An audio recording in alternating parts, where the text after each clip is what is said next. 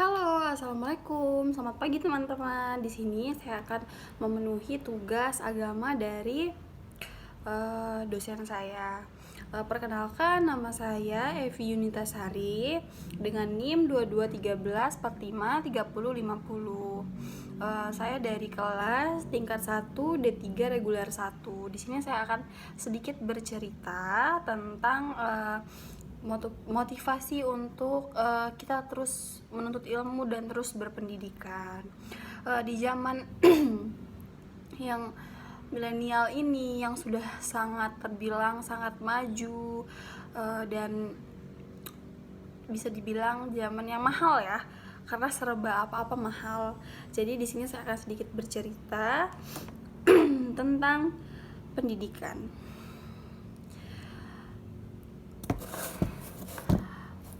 Pendidikan memegang peranan penting dalam kehidupan berbangsa dan bernegara.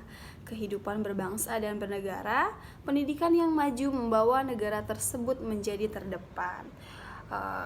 Untuk Indonesia mungkin masih disebut negara berkembang ya, atau mungkin sudah maju, tapi jauh tertinggal dari negara-negara lain. Membawa negara tersebut menjadi terdepan, maka dari itu kita harus memajukan dunia pendidikan di Indonesia. Contohnya,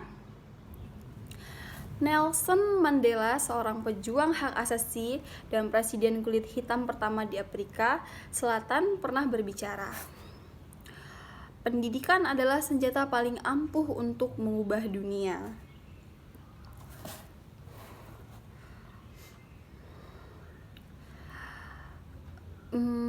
Itu perkataan dari Presiden Afrika Selatan. Selama kita berlomba-lomba di bidang ekonomi, teknologi, atau keamanan dengan negara-negara lain, saya tidak akan katakan bahwa persaingan tersebut buruk ya, karena setiap negara itu memiliki keunikan atau ciri khas yang sendiri.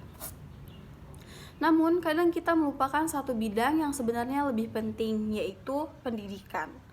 Untuk di zaman sekarang itu mungkin masih ada juga negara-negara yang tertinggal, yang negaranya tidak memiliki sekolah, belum ada kata pendidikan ya. Misalnya dari paling kecilnya dulu itu untuk SD itu sangat jarang. Bahkan banyak sekali desa-desa di Indonesia yang masih terbilang sangat sulit untuk pendidikan anak-anaknya, generasi muda.